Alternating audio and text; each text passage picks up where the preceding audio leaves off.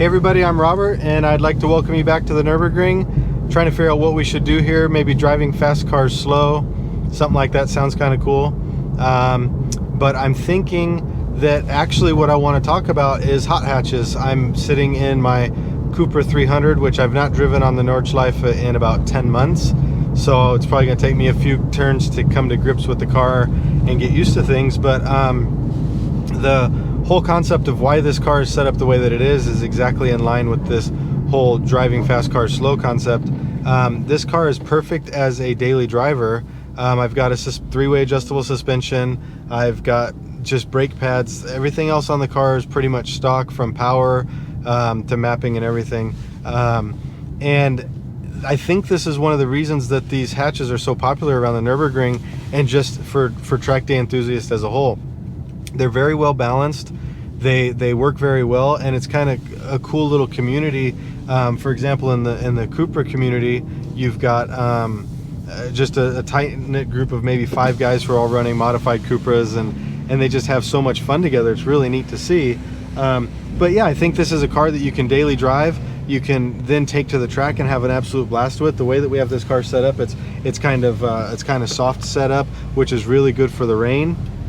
And it makes for a really engaging drive, whether it be wet or dry. But it's also something that I've actually driven to the office many times and just taken and tooled around in, and that's really cool. So you'll see that there's A45s, there's Fiesta STs, there's the Cupra, Golf GTI, Polo GTI, all these different cars, and it's really neat to see all the different styles and the way that they get things done.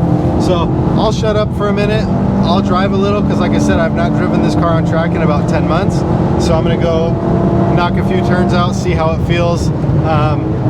Yeah, I like it. I can already tell you, I'm just into the first slight little bend and I'm already feeling it, so. Very cool car.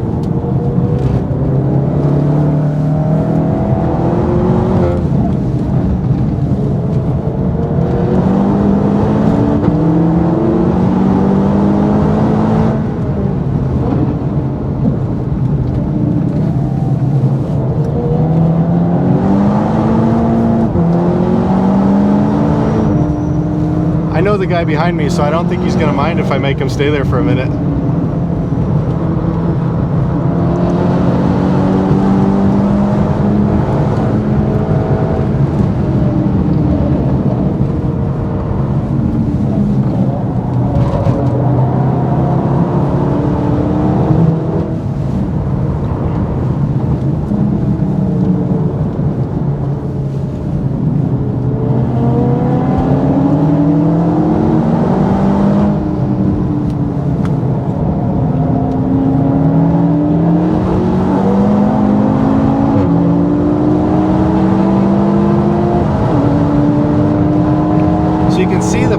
This has for just 300 horsepower. The torque is tremendous, and it just gets the thing going tremendously well.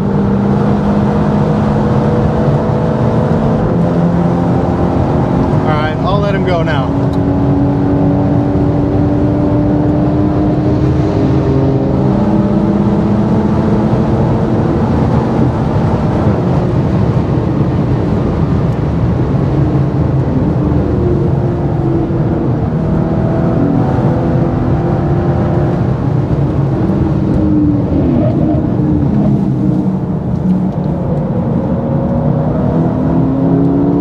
Another little hot hatch to the side there.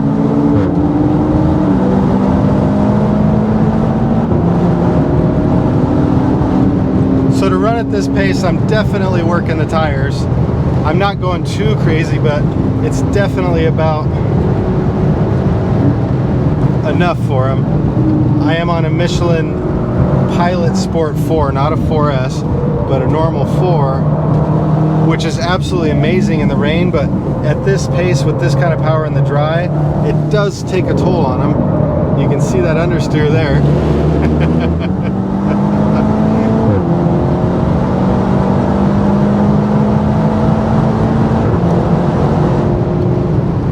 But the car just feels amazing. It's so much fun to drive.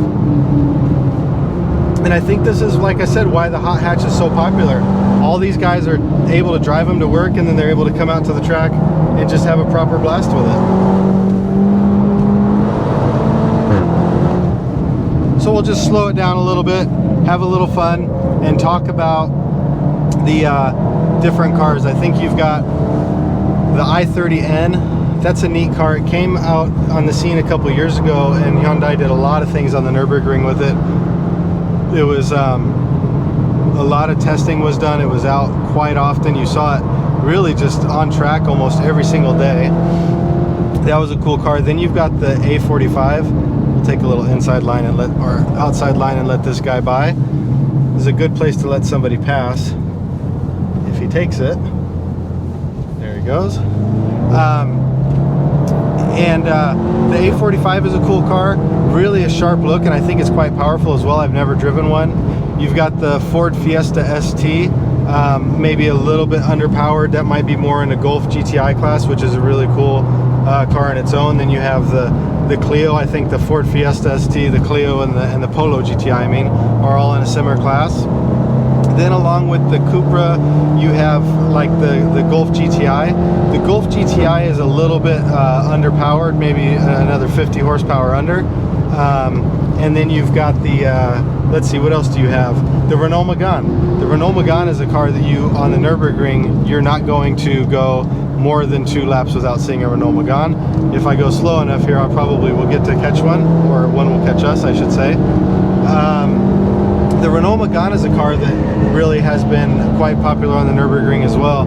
So many people run them, and I think a reason with like the Cupra and the McGann is that they're very cost effective. You can drive these cars and you can do tons of laps. The tires are cheap, the brakes are cheap, but as you saw earlier, they give quite good performance even on what's considered a more compromised track tire.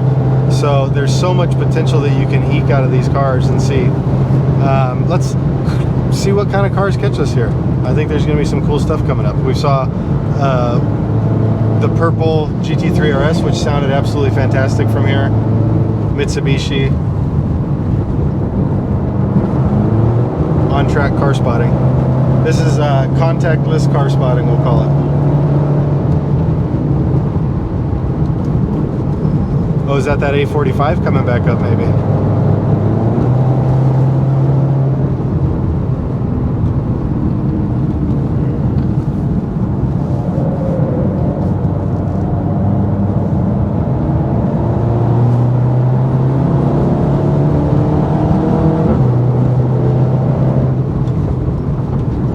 BMW M4, that's a car that I'm actually going to go out and do a lap in myself a little bit later. It's a very fun car. A lot of power. Big car though, you can definitely feel the size of the car when you're in it. But as you can see, it has power.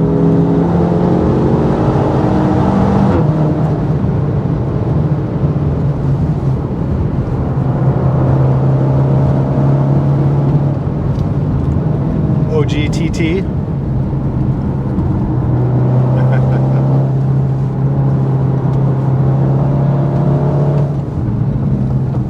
So you see all the photographers out. These are the guys in the purple vest with the cameras behind, right on the other side of the guardrail. You can get their pictures on racetracker.de, and they're actually licensed to be out there doing the job. I don't see anybody here at Wipperman, so I'm not going to nail the curb.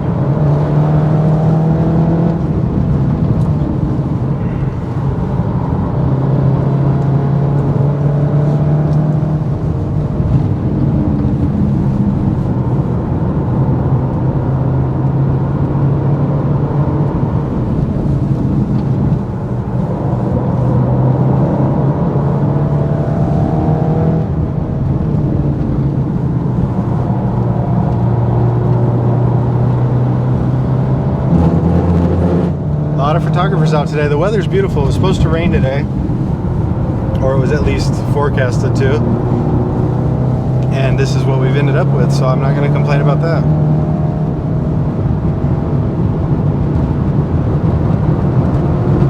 Today we've got 2 angles down here getting shot at Flansgarten.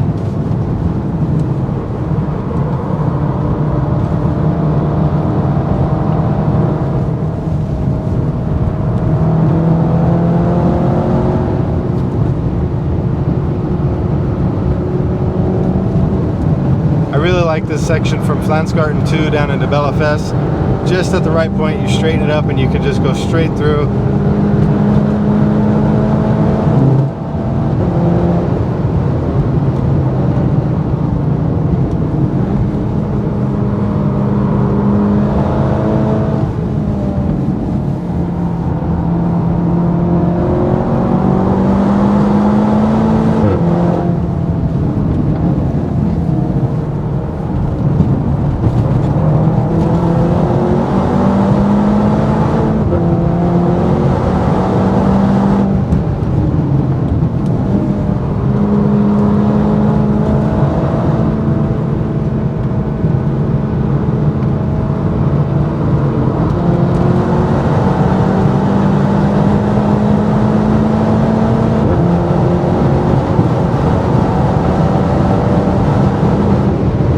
Alright, there it is, one lap, talking about a few hot hatches.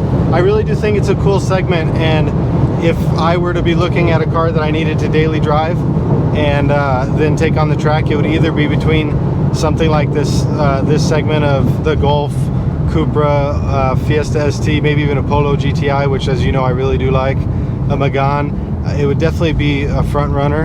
And then maybe if you were going to spend a little bit more money, I think the Porsche Cayman is a no-brainer.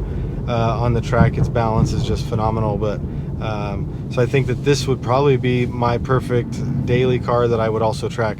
Very, very reliable, very functional, and a lot of fun. Anyways, I hope you guys enjoyed a lap with just a little bit of nonsense and chatting, and I think some pretty cool cars that we saw in that lap, from taxis to, I think there was a Cayman GT4 in front of us for a little while that sounded awesome.